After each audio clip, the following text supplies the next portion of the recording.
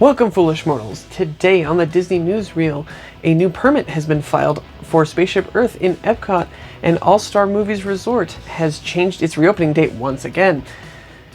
I will be discussing all of that and more on this week's episode of the Disney Newsreel.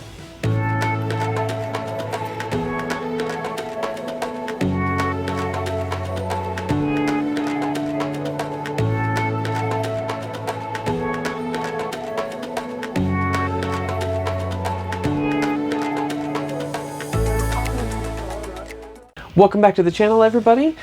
Before I get into the news for today, make sure if you are not subscribed to the channel, you hit that subscribe button down below, and also make sure to leave us a like and a comment and let us know how we're doing. So today I have 5 stories picked out that I thought were kind of the most pertinent for me to go over from this week. Starting with Walt Disney Imagineering has filed a new permit for a new lighting package coming to Spaceship Earth at EPCOT. So, for anybody who hasn't been to EPCOT, at night, EPCOT is kind of lit up just by a set of lights, kind of different colored lights, and it looks really cool, but it's just a little bit lackluster. For some people, I think it looks really cool, but at the same time, I know that it could be updated, because I don't know how long it's been since it was updated last with any sort of new lighting system. And so they now have filed a permit for a new lighting system to go in. And they had previously kind of stopped everything to do with any sort of refurbishment around Spaceship Earth during the pandemic. But they have now decided to go ahead and start filing some permits and getting the ball rolling on some things. It doesn't seem like they're going to actually close down Spaceship Earth to do the full refurbishment, like was their plan. Most likely was their plan for the 50th anniversary. But they are going to go ahead and move forward with getting a new lighting system set up, which I think will be really cool. From the concept art here, it looks like it will be really cool. And so I'm pretty excited to see what it's going to look like. The actual permit itself, the wording it uses, it says the permit's filed for installation of lighting supports, which means they're going to have like some larger kind of, for lack of a better term, machines, some larger objects that are going to be used as lighting, for lighting purposes on Spaceship Earth. So yeah, I'm pretty excited to see what that's going to look like. And I'm not sure when that's going to be finished, and they don't even know or have a date on when they're going to actually start working on that yet. They just have, at this point, have just filed the permits. So once those have been approved, then they'll be able to start moving forward with the actual construction. So, secondly, Sleeping Beauty Castle refurbishment and rebuilding begins in January in preparation for Disneyland Paris 30th anniversary. So Disneyland Paris opened in 1992, the year that I was born. So that's fun. So it'll turn 30 at the same time that I do. So they have gotten the ball rolling on, and they've been working for about 2 years on kind of figuring out how they were going to retheme and kind of redesign the castle, Sleeping Beauty Castle at Disneyland Paris. Now, one of the cool parts of this, and because it doesn't show any of like really show any of the colors that they're gonna pick or anything like that, but they have been working really hard, not only to make sure that they're going to do justice to such an iconic part of Disneyland Paris with the finished product, but they have also been working tirelessly in order to make sure that while the construction is going on, that icon will still be there, because you sometimes can run into the problem of when you have to put up, construction scrim and different things like that. And you can decorate it all you want to, but it's still construction scrim. And so it's really hard to get it to do it in a way that actually will still do justice to the actual icon. And because they kind of just had some, as far as I know, because I didn't get to see it in person for myself, but from what I had seen on online and stuff, when they redid the castle at Walt Disney World, Cinderella Castle, it was pretty much just scaffolding. They just kind of put scaffolding up every once in a while so that they could work on different sections, and then they would take the scaffolding down. It's kind of what it looked like. I could be wrong on that. I'm not entirely sure. But what they have done with this, and they've actually kind of done essentially some concept art of what the kind of scrim is going to look like. And they have done a very good job, a really good job at making sure that like you will still be able to take pictures in front of the castle, even though it won't be the actual castle that you're taking a picture in front of, because it'll be all be behind construction walls. They've done a really good job at making sure that it looks like the castle. It really could be the castle. And so the pictures are still going to be just as good. And one of the reasons they did that is because they know and realize how important the castle is as an icon. And so they wanted to make sure that people were still going to be able to experience that. And in Sleeping Beauty Castle in Disneyland Paris, there are also, like, you can go underneath the castle to get to Fantasyland. And you can do the same thing in Walt Disney World, just not hugely often, because there's shows that go on, that happen on that stage every, like, hour, I think.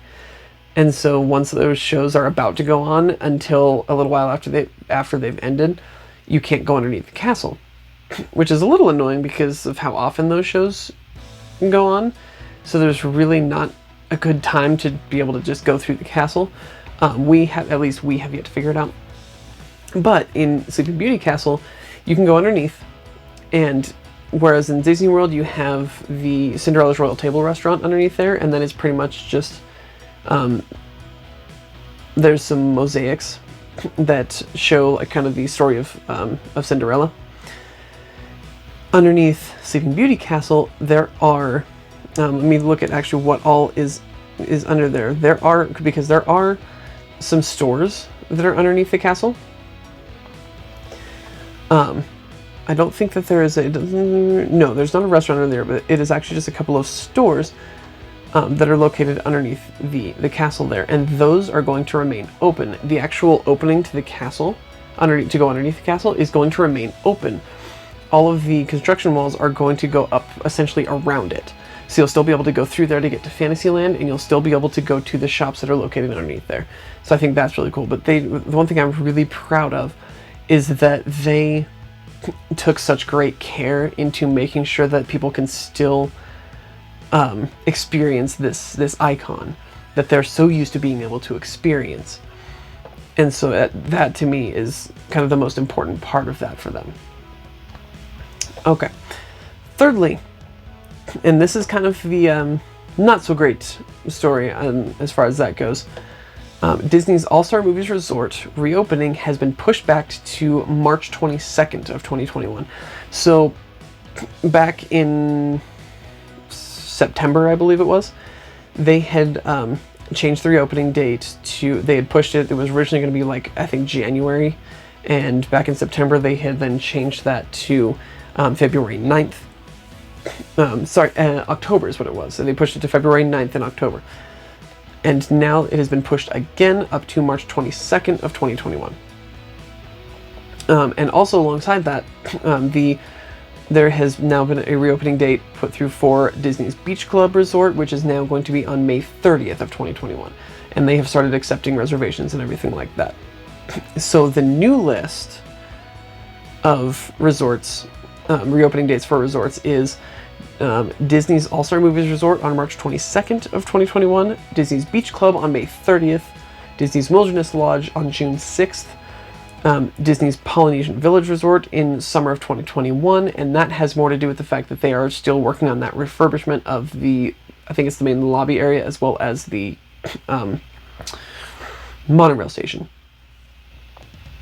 And then there are still a few resorts that have yet to have reopening dates announced, and that is Disney's All-Star Music and Sports, those two resorts, as well as Disney's Port Orleans Resort, both French Quarter and Riverside. Those still don't have reopening dates. And the non-DVC section of Disney's Animal Kingdom Lodge. So if you are a DVC member, that I believe has already opened. And Disney's Animal Kingdom Lodge, the regular side, the regular resort side, doesn't have a reopening date yet. So But for anybody who's wanting to stay in, was hoping to stay in All-Star Movies at the beginning of next year in February, you're gonna have to push that. If that's really the resort you want to stay at, which I mean I would recommend it, it's really fun, then you're gonna have to wait until March 22nd.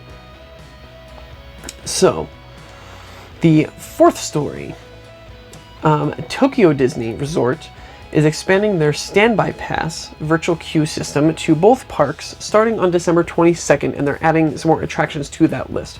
So they had started rolling out the standby pass back in let me see, September, but it was just in what was it, Tokyo DisneySea, and it was only for Soaring Fantastic Flight and Toy Story Mania. Those are the only two that they had the standby pass for.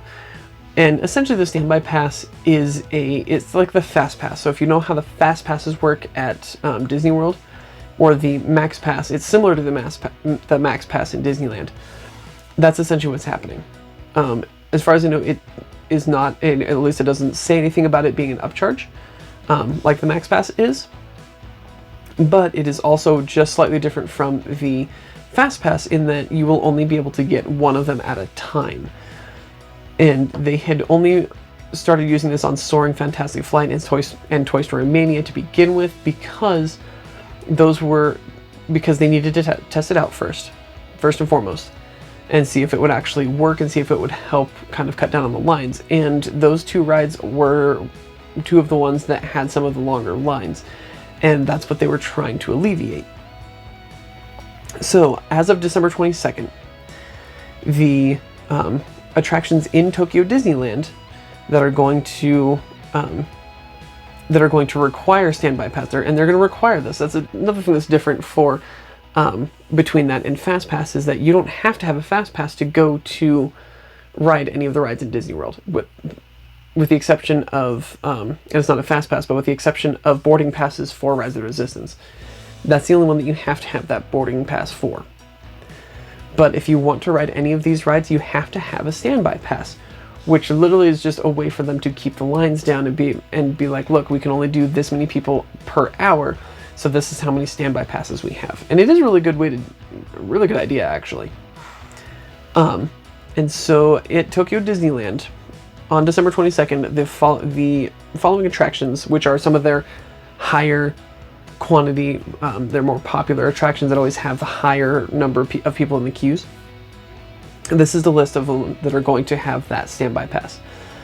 Big Thunder Mountain, Splash Mountain, Pooh's Honey Hunt, Space Mountain, Buzz Lightyear's Astro Blasters, and Monsters Inc. Ride and Go Seek.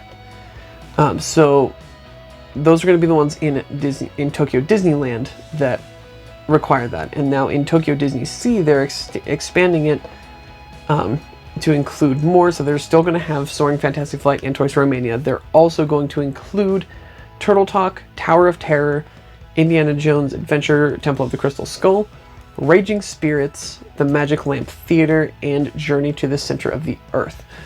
So there's going to be a lot of rides that will require that. And they even have a little disclaimer on here: attractions requiring standby pass may only be experienced once per day and require use of the Tokyo Disney Resort app. So this is literally a way to make sure that more people get to experience those attractions, because a lot of times people have the issue where they go in there and they aren't able to get a fast pass for, say, Slinky Dog Dash at Disney World. And so they go in there and there's no fast passes available, so they just go up and they're like, well, I guess we have to wait in this line, and they stand in line and sometimes have to wait for upwards of 2 hours before they're able to ride this ride. So then they've just spent 2 hours in line for that, and to ride a 2.5 minute long ride, and then they go back out, and now they have to, a lot of times people just run back around and go, yeah, I want to ride that again, which keeps extending the line. But if you were to have something that says, yeah, you can experience this, but you have to have this pass and you can only ride it once per day, that to me is a good way. Yes, I would like to ride some rides more than once, but to me this makes more sense, because you know, you maybe end up being able to ride it 2 or 3 times because you're willing to wait in that that line for, you know, combined 6 hours. But not everybody can do that. You know, people with kids might not be able to do that. I know Anna and I wouldn't be able to do that at all.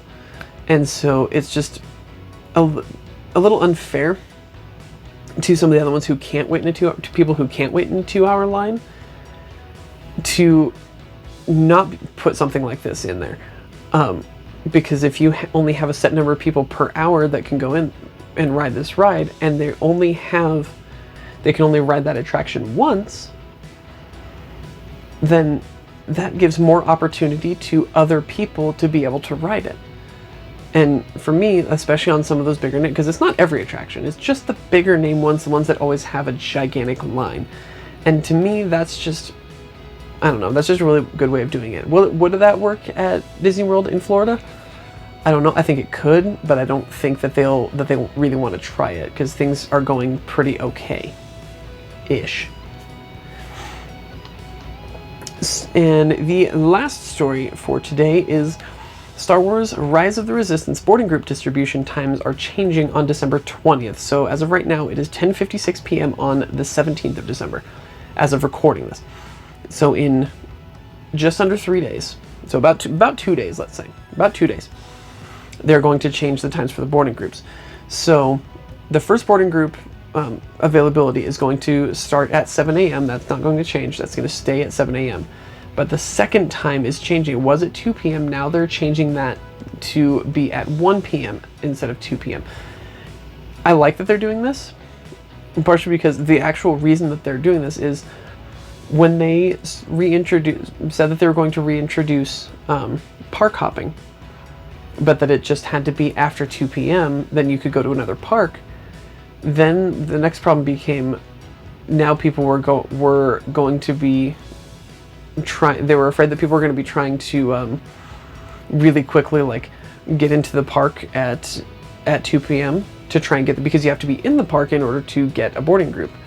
And so people were planning on essentially rushing in at 2 p.m. to try and get those boarding groups. And so in order to keep people from doing that, they pulled the time back to 1 p.m. so that even if you're going to go into the park at 2 p.m. after just having spent the morning at Magic Kingdom or something like that, you still won't be able to get a boarding group. So it's going to keep people from rushing the gates at 2 p.m. when they can get in there. Now, here's my thing with this. I think they could have done this in a little bit of a different way. Instead of pulling it back to 1 p.m. in order to avoid that, I think they could have pushed it forward. If they had pushed it forward to 3 p.m., even 4 p.m. at the most, but even if they pushed it forward to 3 p.m., that would have given people the chance to have gotten over to that park at 2 p.m. and gotten inside the park, and so that they could be ready to get a boarding group for that 3 p.m. drop time. I think that would have been a little bit of a better way to do it, because it's almost a little I don't want to say unfair, but kind of a little unfair to essentially make it that if you aren't one of those people that went to Hollywood Studios in the morning, if you wanted to go to a different park, say, and then spend your afternoon in Hollywood Studios, then you're screwed out of being able to ride Rise of the Resistance. I think that they should have made it a little more balanced and made it so that the people who were coming over from other parks for the afternoon would have an equal chance to be able to ride that ride. I think that would have been a better way to do it. I understand why they did it, but I think they could have accomplished the same thing by pushing it forward to 3 p.m. as opposed to pulling it back to 1 p.m. And I think that while this is going to work to keep the crowd level down at the gates at 2 p.m., I think that it's going to frustrate a lot of people, because if they really want to ride this ride, then their only option is to go there in the morning. And then if they miss the 7 a.m. slot, you know, they get there at 7, or they're there at 7 ready to go, and they hit them to try and get a boarding pass, and they don't get a boarding group, then they're screwed and have to sit there and wait until that 1 p.m. slot. What if they were planning on going to a different park in the afternoon And now because of that, they now have to try to get that 1 p.m. slot and say, okay, great, I got a 1 p.m. slot, but I'm number, 45 or something like that.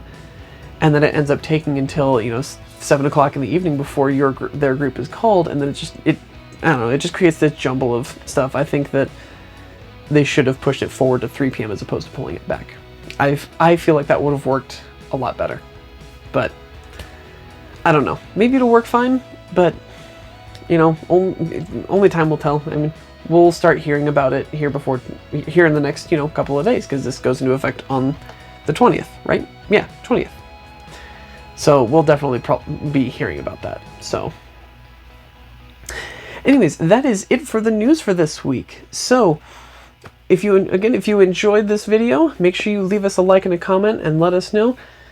But as always, thank you guys for joining us this week, and don't forget to thank the Phoenicians.